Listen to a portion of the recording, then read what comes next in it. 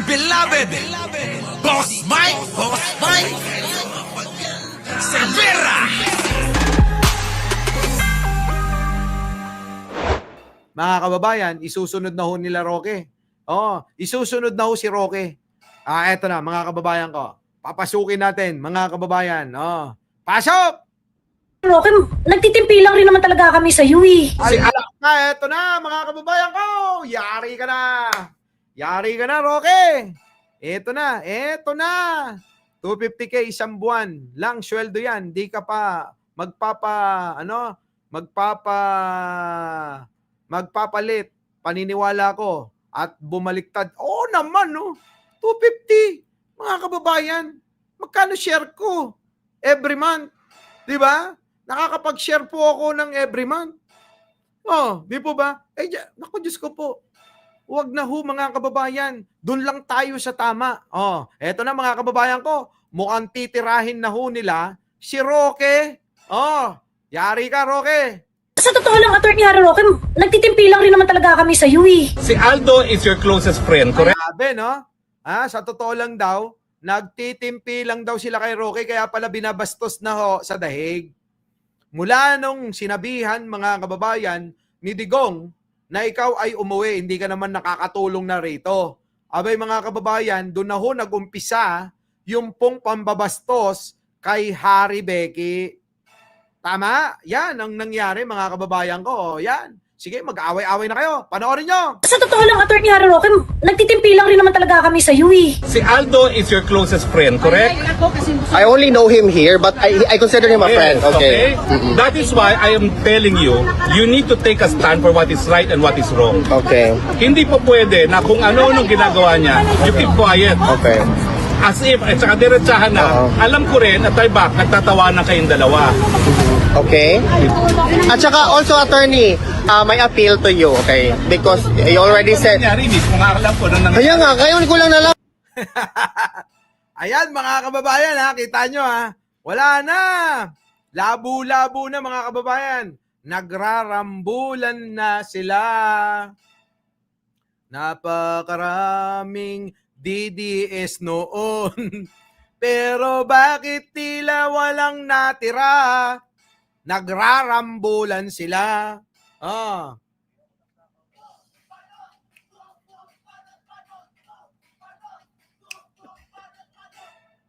Ginang-gina. Sa pa nga!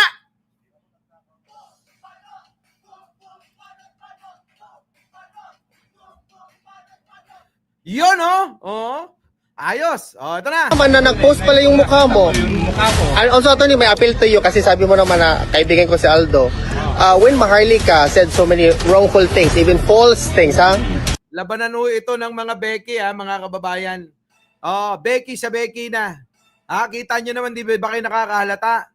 Bakit ho, karamihan ng mga tagapagtanggol ni Sara, Becky sila. Karamihan ho, mga kababayan, ng tagapagtanggol ni Sara, Becky at saka kalbo. Kung hindi kalbo, panot. Mga kababayan, hindi nyo ba napapansin yon? Bakit ba ganon? Halos lahat ho, mga kababayan, ng tagapagtanggol ni Sara, kung hindi Becky, kalbo at panot. Ano? Yun eh. Yun eh, napansin ko lang, napansin ko lang. Eto na, syndicate, alam ko, hindi pa nakakaayos. Hindi to dumadaan sa computer. Dumadaan lang dito sa mic to, eto na. About me, I know for sure na you already said it before that you cannot control Maharlika because that's Maharlika. Why? Siyempre, bakit niya kukontrolin yun? Kakampi niya yun, bakit niya kukontrolin? Hahayaan niya yung magsalita na magsalita, mga kababayan ko. Ngayon talaga, away-away na to. Battle of the Bading, Why is that logic not applicable to me and Aldo? Because you're young. Babaw ng katwiran. Babaw ng katwiran. Don't compare yourself to Maharlika. Maharlika has done so many things in this world. Yeah. Has exposed so many issues in this world. Wala ka pa raw doon. Marami ka pa raw kakaining palay. Hindi bigas, palay. Hindi rin kanin, palay. Yan ang kakainin mo muna bago mo daw tumbasan si Maharlika. Gumawa ka muna ng mga kasinungalingan. At kailangan binabayaran ka na ng 3 milyon kada buwan. Bago ka pa mahabol. Makahabol kay Maharlika. Grabe, di ba, mga kababayan ko? Yan ho, matindi, Leonora Brown. Okay, I will raise my ano. Ikaw, gusto mo makikisali ka. Tapos, No, wag na ma'am, kasi ate na. Wag na lang. I rest my case but it's okay. You already answered my question, okay. Tinatanggap nyo pa rin yung shit ni Maharlika. Up until now, you're scared to call out Maharlika. Then probably you deserve that sarcasm, Atty. Harry Roque. Wala na. Kaya pala natatakot pala si Roque kay Maharlika Kailan ka pa natakot, Roque? Roque, kailan ka pa natakot kay Maharlika? Sabi ni Joey, takot ka daw kay Maharlika. Totoo ba? Baka naman natatakot, baka sabunutan siya. Alam nyo naman yung dragon daw na babae. Siya yun. Eto na mga kababayan. Barata mo, Joey! Kaya pasensya na ha. And I think yung mga nagsasabi na, oo, sige, yan yung nag-trigger. Probably yan yung nag-trigger. Yan yung nag-trigger. At yung ganit na bagay na magti-trigger sa isang Atty. Harry Roque is actually very petty on the part of Atty. Harry Roque. Diba? Nagtitimpi lang naman kayo. Talaga sa'yo na parang ikaw, lagi mo pinagtatanggol si Maharlika. Binababoy na yung mga Duterte supporters dito sa Pilipinas. Di ka nagsasalita. Kita nyo mga kababayan ko? Wala nang patutunguhan mga kababayan. Ang patutunguhan ng ito, mga kababayan ko, tandaan nyo, sa darating na halalan sa 2028, mga kababayan, sila magbabanatan. Pero tayo, mga kababayan, kahit itanong nyo sa mga kaibigan nating vloggers, lagi ko po itong habilin. Mga kababayan, sa kanila. Sabi ko, darating ang 2028, darating ang mga panahon na hindi tayo magkakatugma sa mga prinsipyo at pananaw at paniniwala. Huwag nyo sanang hahayaan. Biling ko lang, mga kapatid, mga kaibigan, mga tropa.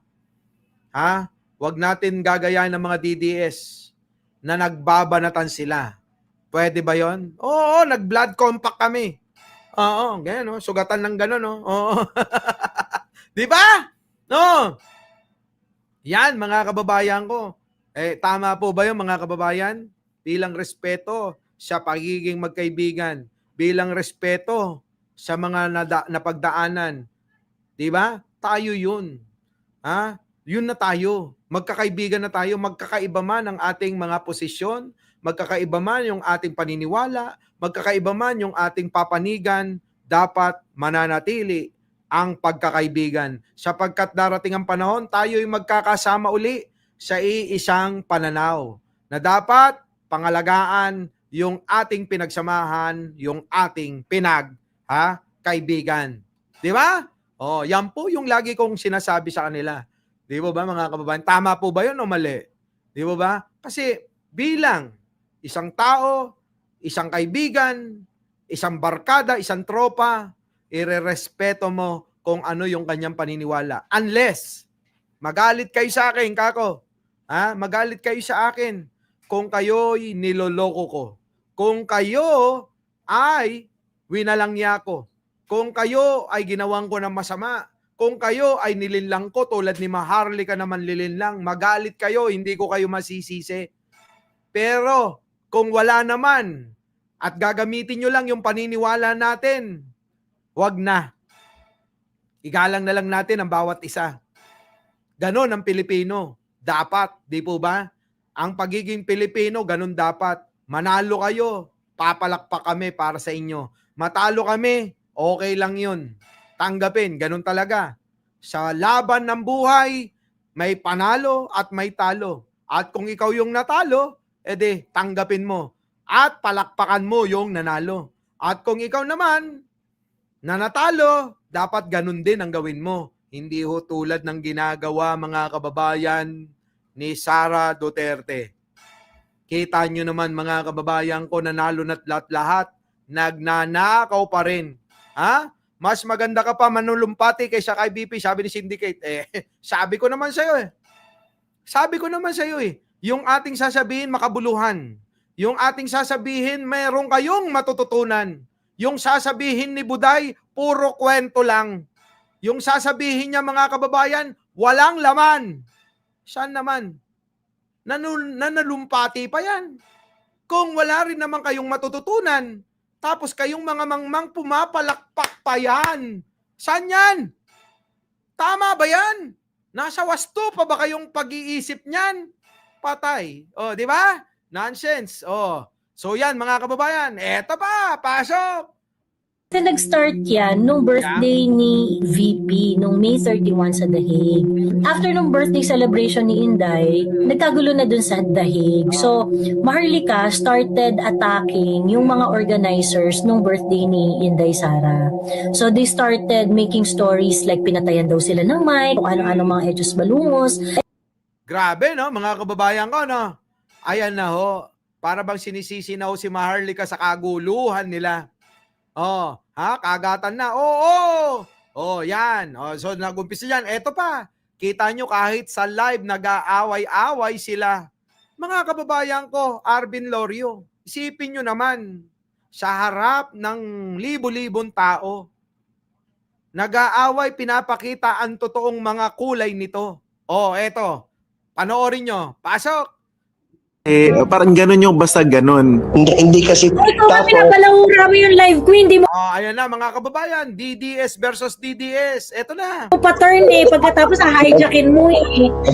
tapos wait, hold on, wag mo ako baba, tayo mag-uusap. Ang mahirap sa inyo, nagpapanggap puro kayo Duterte, pero binabalahura nyo ang si Kitty Duterte, di ba? Wag mo ako ibaba, kahit mo ako ibababa. Channel mo to. Sige, mag-away-away kayo. Oh, yan. Oh. Di ba? Buti na lang. Oh, sige, tuloy.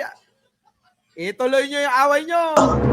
Ibaba mo na yan, Joey. Hindi nyo na ba alam yung kalagayan ni Tatay Digong, walang dalaw, tapos masaya pa kayo? Bakit masaya pa kayo?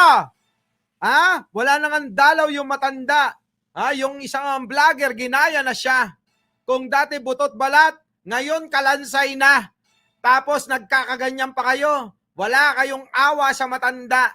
Eto na nga yung sinasabi ko mga kababayan, ginagamit lang nila yung matandang nakakulong, yung mga taga-suporta nun. Huling-huli nila yon. Bakit huling-huli nila? Huling-huli nila yung mga kahinaan. Kaya yung mga pera pinapadala yan. Wala hong pagkakaiba kay Norman Mangusin. Kinuha yung loob. Yung pala, gagahasain ang kayamanan ninyo. Ganon. Di ba? Grabe, no? Mga kababayan. Grabe! Matindi. Oh. Ibaba mo na Wag mo ako ibaba. Bakit? Channel mo to? Channel mo to? Channel niyo yan? Bakit? Bakit niyo ibababa yung isang DDS? Dapat hindi ganon. Magdebate kayo dyan. Grabe! Matindi, no? Anyway, Away-away sila mga kababayan. Isa pa nga, Boss Mike. Isa pa. Ito na. Tapos wait, kasi ikaw nga pinapalahura mo yung live ko, hindi mo pa-turn pagkatapos Binabalahura mo pala yung live eh. Hindi mo pa turn eh. hijackin mo eh. Hina-hijack mo pala eh. tapos wait, hold on, wag mo ako baba, tayo mag-uusap. Oo nga, wag niyong ibaba yung matanda. Kayo naman eh. Mag-uusap pa kayo eh. Ang mahirap sa inyo, nagpapanggap Si Sasa. Si Sasa, ibaba mo na yan. Ibaba mo na yan. Bobo yan. Ibaba mo na yan. Sabi grabe naman kayo. nagpapanggap kayo, puro kayo Duterte. Baba mo na yan. Puro kayo Duterte. Ginagamit nyo lang naman si Duterte. Pero binabalahura nyo. Oo nga, puro kayo Duterte, pero binabalahura nyo si Kitty. Grabe kayo talaga. Kayo na lang, Okay lang ko kaya maririnig mga kababayan, nagja-jamming sila.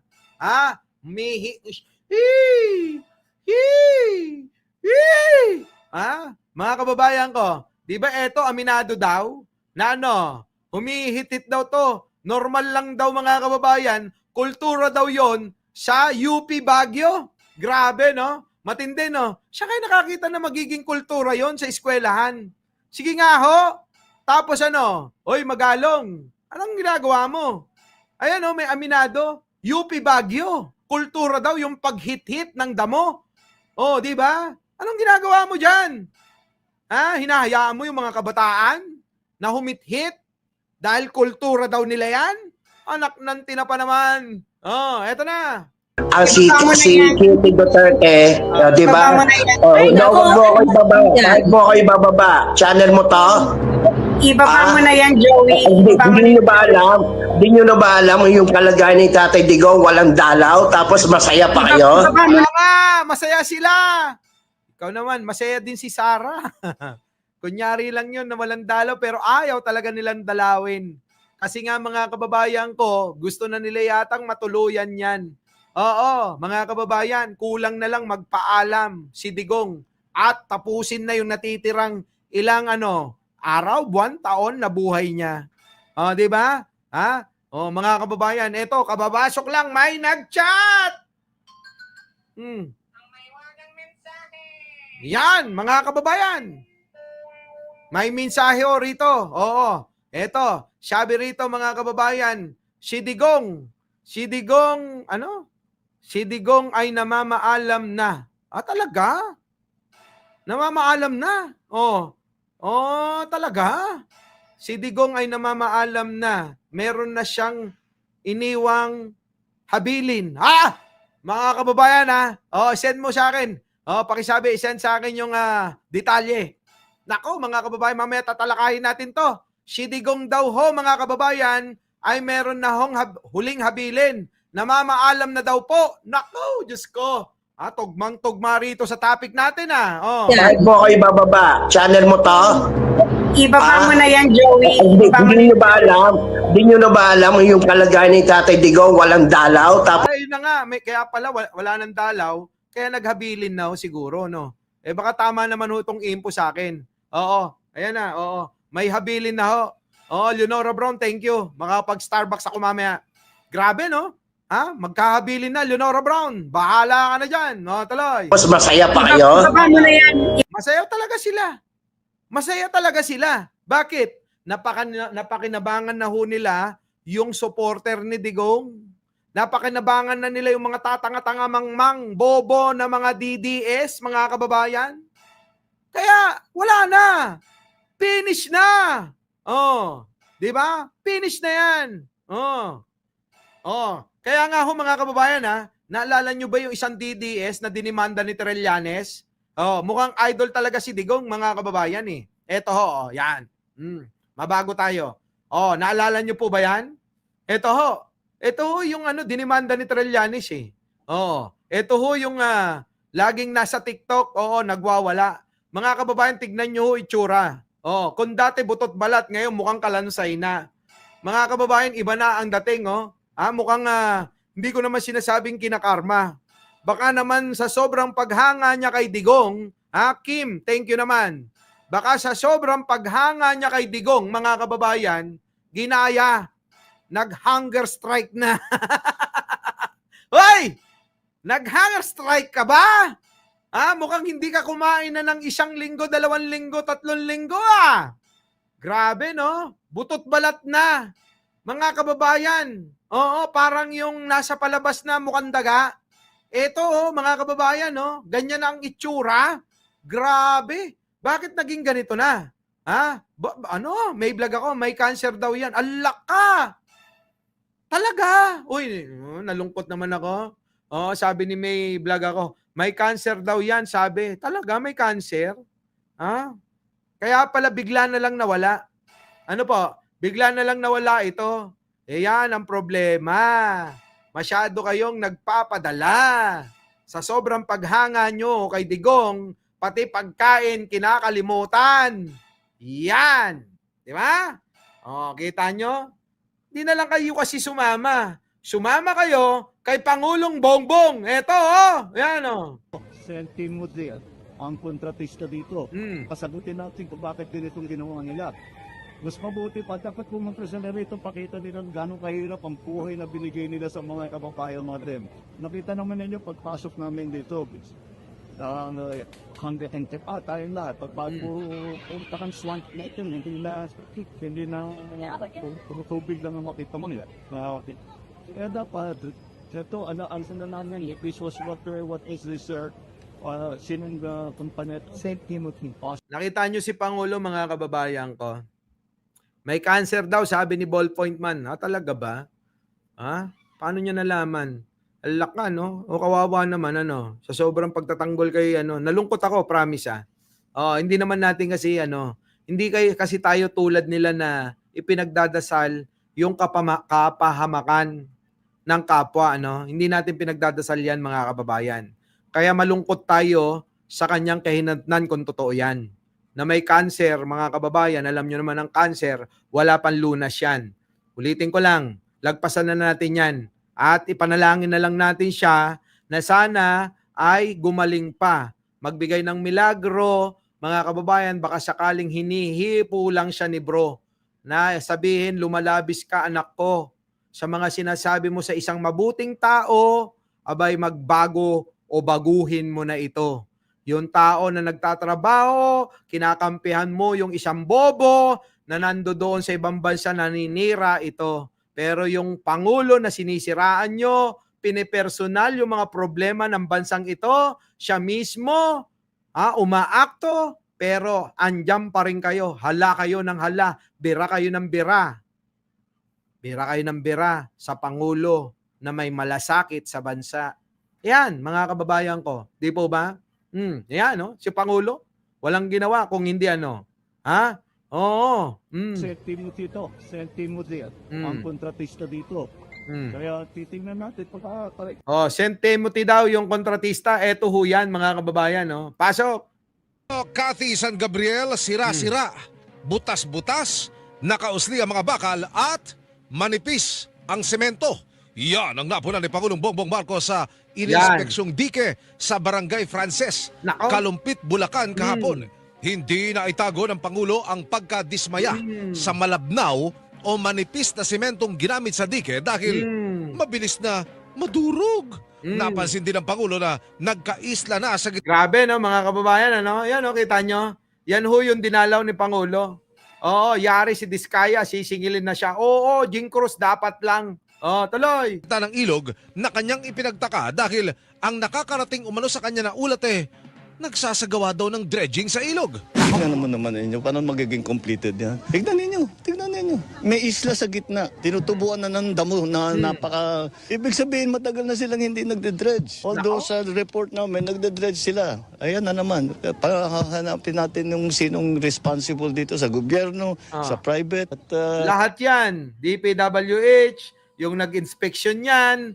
Mr. President, dapat nating malaman, tama yung ginagawa mo. Kaya kami nananatili na sumusuporta at nagmamahal sa iyo. Di po ba, mga kababayan ko? Tama ho yung ginagawa ni Pangulo. Kita nyo naman, mga kababayan, yung ginawa, Yan ba'y tama? Sa inyo, tama po ba yan?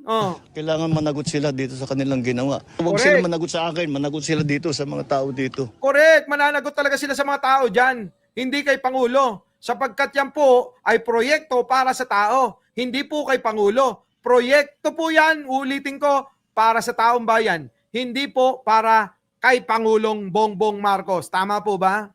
Managot kayo sa taong bayan. Ina nyo, mga magnanakaw kayo. Di ba, mga kababayan ko? Tingnan nyo naman. Pasok. Sa haba na ho na akin nilalakbay dito, ako pa'y lubos na nagpapasalamat. Saan? Dahil finally, nakakita ho ako ng isang bakal na inilagay. Tingnan nyo, mga kababayan ko. Finally, nagkaroon ng isang bakal. Tingnan nyo naman, mga kababayan, kung paano tinipid yan. Sa haba-haba po ng ipinagawa na yan, eto lang ho yung natagpo ang bakal. Nag-iisa lang. Grabe, matindi, no? Kaya nga ho, halos nag-iisa lang ho yung nakakakuha ng kontrata para kumamal ng sandamakmak na pera. Ang kakapal ng mga mukha nyo, di na kayo nahiya. Samantalang kayo sobra-sobra. Pagkain nyo sa mesa, hindi nawawalan ng hamon. Pagkain namin, Diyos ko po, kung hindi pa magtatrabaho mamaya, hindi pa kami makakapagluto ng lalamunin namin mamayang hapunan. Kayo, kung kami walang hapunan kayo, sa hapagkainan, puro hamon. Kininayo. Di ba kayo nakakahiya, no? Buti na lang talaga nagkaroon tayo ng presidenteng tulad ni Pangulo eh. Imagine nyo ha, all throughout. Walang bakal, pero ito meron. O, kita nyo, walang bakal. O, yan kaya nagigiba, oh. Salamat po ng marami sa gumawa nito, sa nag-inspect nito, O, sa nag-inspeksyon na taga DPWH. at sa DPWH, maraming salamat po. O, sabihin mo, kinang-ina nyo. Oo, murahin mo. Oo. At least, may isang bakal sa buong stretch na ito. Grabe, no? Isang bakal lang ho yung ginamit. Ang kakapal ng mga mukha talaga. Delikado ho yan, mga kababayan. Yan po ay makakapagbigay pinsala sa karamihan. Opo, parang gumawa ng isang patibong yung mga yan. Alam nyo ho yun? Parang gumawa ho sila ng isang patibong na pinagkakitaan nila. Yung po ba mga kababayan, yung pong dapat na makakatulong, makakatulong sa ating mga Pilipino, hindi maabala, hindi mapinsala yung kanilang kabuhayan, mga kababayan gumawa niyan. Gumawa niyan na lalo po na delikado para sa kanila. 'Di ba? Parang isang patibong, tapos nagkapera pa 'yun. Anak ng pating, bahala na kayo diyan. Ayan, mga kababayan ko. So, ano po masasabi nyo dyan? So, hanggang dito na lang mga kababayan. Oo, mamaya talakayin natin yung pamamaalam ni Digong. Oo, susunod natin yung mamaya para makabawi tayo. Sabay, 2 araw tayong walang live. Oo. So, mga kababayan ko, muli, maraming salamat sa inyong pagsama. Shoutout po sa inyong lahat at happy birthday po sa lahat ng mga may birthday. Opo. So yun mga kababayan ko. Muli, ako po ang inyong lingkod, Mike Cervera po, lagi nagsasabing, mali natin ang ating kapwa, pagdasal po natin lagi ang ating bansa. Maraming salamat po. Our beloved Boss Mike